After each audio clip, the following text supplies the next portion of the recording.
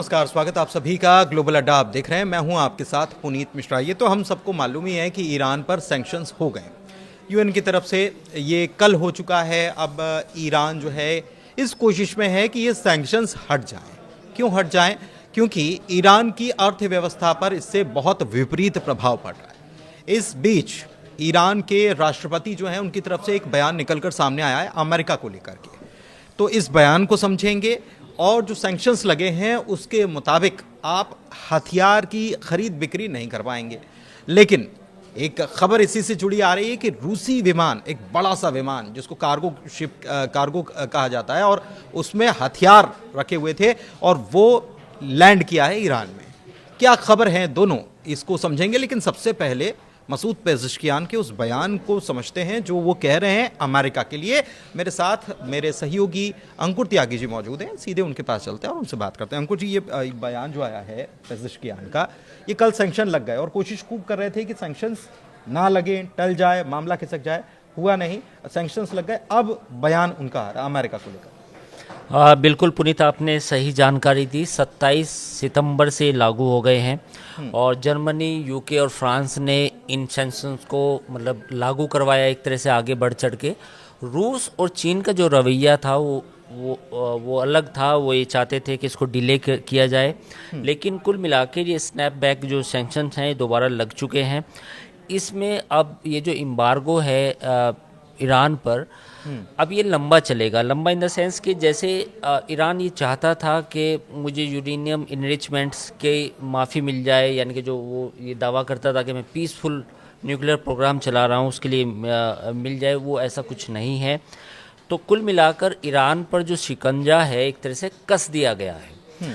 अब इसमें ईरान के पास विकल्प क्या है, ये एक सोचने वाली बात होगी, क्योंकि जो आपने खबर बताई वो इसी से रिलेटेड है कि क्या ईरान के पास अब यही रास्ता बचता है कि वो चोरी चोरी चुपके चुपके अपना एनरिचमेंट प्रोग्राम जारी रखे, साथ ही वो टेक्नोलॉजी भी हासिल करे कुछ कंट्रीज से, जिसमें रूस, चीन और नॉर्थ कोरिया का नाम है, वहाँ से कुछ ऐसी टेक्नोलॉजी लेके आ जाए कि वो अपना परमाणु बम बना ले। तो सैंक्शंस तो लग गए हैं, इसमें अब कोई शक शुबा नहीं है, बट मुझे लगता है कि ये अब ईरान को दूसरी तरफ धकेल सकते हैं। अच्छा, लेकिन आर्थिक रूप से कल रियाल की वैल्यू और गिर गई। जब जैसे ये खबर आई, रियाल की वैल्यू और गिर गई। आर्थिक रूप से कमर टूटने वाला इसे बताया जा रहा है, और ये है भी इसलिए कि आर्थिक रूप से अगर गरीबी सबसे ज़्यादा, युद्ध से ज़्यादा गरीबी मार देती किसी भी देश को, या उसकी अर्थव्यवस्था अगर टूट जाए तो मार देती है। तो ईरान क्या ऐसे होने देना चाह रहा है कि हाँ, हम अगर सैंक्शन लगे तब भी हम झेल जाएंगे और चीज़ों को कर लेंगे, या फिर they are seeking for talks? नहीं, अभी जैसे जो लग रहा है कि उससे तो बिल्कुल ऐसा नहीं लग रहा कि ईरान बातचीत करना चाहता है। अभी जो खामनेई का जो बयान आया था हाल फिलहाल में, उन्होंने कहा था कि डेड एंड हो चुका है हमारे रिश्तों का, अमेरिका के साथ जो रिश्ते हैं। तो अब कोई किसी तरह से बिल्कुल नहीं लग रहा कि ईरान अपनी अपना जो ये अधिकार मानता है कि मुझे न्यूक्लियर इनरिचमेंट करना है, उससे पीछे हटेगा। अब सोचने वाली बात ये होगी कि क्या इन प्रतिबंधों के बावजूद भी क्या ईरान कुछ अपनी जनता, इकोनॉमी को भी संभाल पाएगा, प्लस यूरेनियम जो हथियार वो बनाना चाहता कर पाएगा। अब ये मैटर कॉम्प्लेक्स हो चुका है, क्योंकि देखिए ये जो सैंक्शंस लगाए गए हैं ये आखिरी रिजोल्ट माना जाता है कि भाई हमने बस आखिरी दांव है, आखिरी पत्ता है जो फेंका गया है।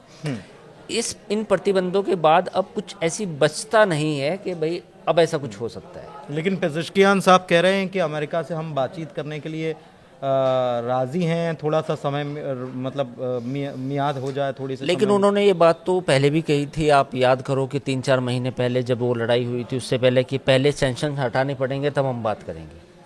तो अमेरिका ने ये कहा था कि सैंक्शंस आपके तब हटेंगे पहले आप एग्री होंगे। तो अब भी वो यही कह रहे हैं। तो अभी यही बात है, तो कोई बयान में कोई बदलाव बिल्कुल नहीं है, कोई ब्रेक थ्रू नहीं है। एक जिस शब्द का मैं प्रयोग कर रहा हूँ ब्रेक थ्रू, जो लोग कहते भी हैं कि ब्रेक थ्रू है, ब्रेक थ्रू कुछ नहीं है। ईरान की पोजीशन पहले वाली है कि पहले आप अपने सैंक्शंस हटाओ, उसके बाद हम बात करेंगे। अमेरिका की पोजीशन पहले से क्लियर है कि सैंक्शंस अभी रहेंगे जब तक आप किसी भी समझौते पर नहीं पहुंचा जाएगा। ये कुछ समझौता मतलब आप उनको हेल्प करो, उनको आप सबूत हाँ, दो, हाँ। एनपीटी में आप बने रहेंगे। अब ईरान ये भी बार बार ये धमकी देता है कि मैं एनपीटी से बाहर हो जाऊंगा। तो ये तमाम जो चीज़ें हैं, आईएए में आप उनको निगरानी की अनुमति देंगे, प्लस आप ये क्या नाम एनरिचमेंट नहीं करेंगे। तो तमाम चीज़ें जो करनी है आप पहले वो कीजिए, उसके बाद ही हम प्रतिबंध हटाएंगे। यूएन में पेज़ेश्कियान साहब भी ये कह रहे हैं और खामनेई साहब दोनों ये कह रहे हैं कि हम हथियार नहीं बनाना चाहते।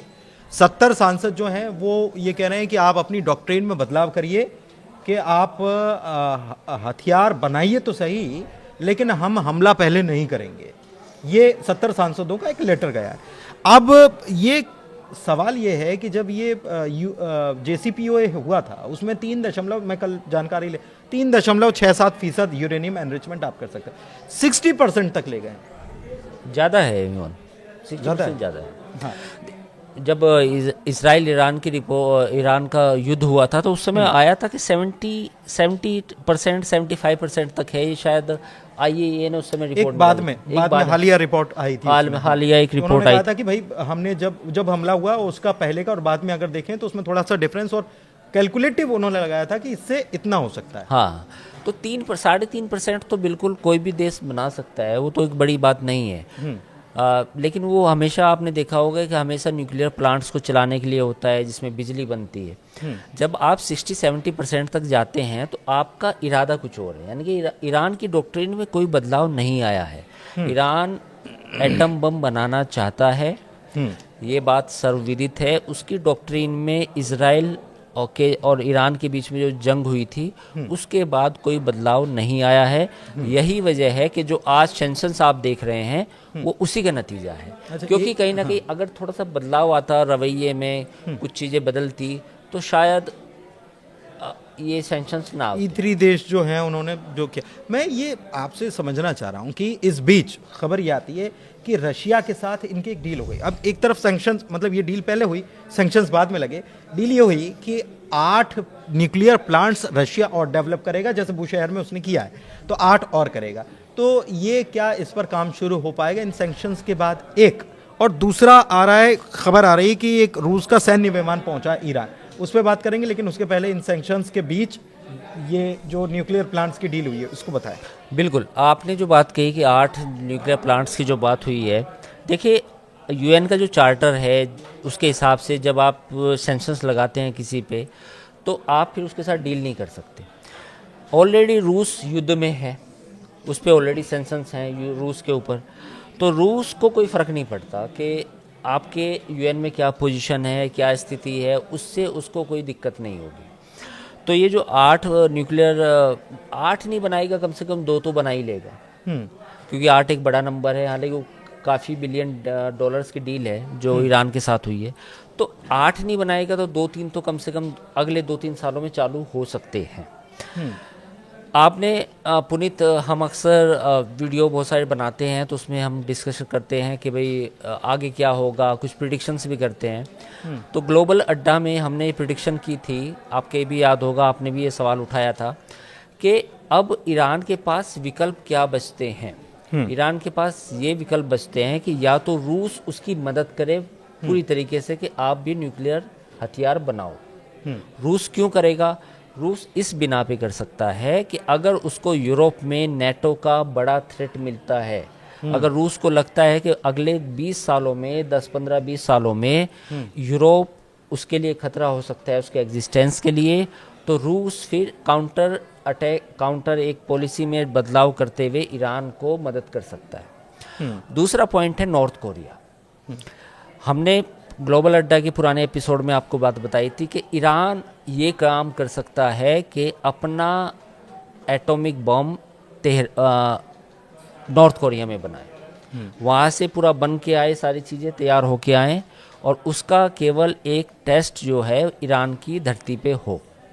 तो ये हो सकता है, इसकी कोई संभावना से कोई इनकार नहीं हो सकता, क्योंकि फ़िलहाल पूरी दुनिया की नज़रें ईरान पे है, पूरी दुनिया के सैटेलाइट ईरान में हैं, वो ये सब चीज़ें चेक होती है कि कौन कहाँ से आया, कितना माल बाहर से आया, जो आपने रूस के विमान की बात बताई। तो ऐसे में ईरान के पास जो विकल्प बचता है वो रूस, चाइना कुछ हद तक ना भी करे अपनी इकोनॉमिक बाउंडेशंस की वजह से, लेकिन रूस और नॉर्थ कोरिया ईरान की परमाणु बम बनाने में मदद कर सकते हैं।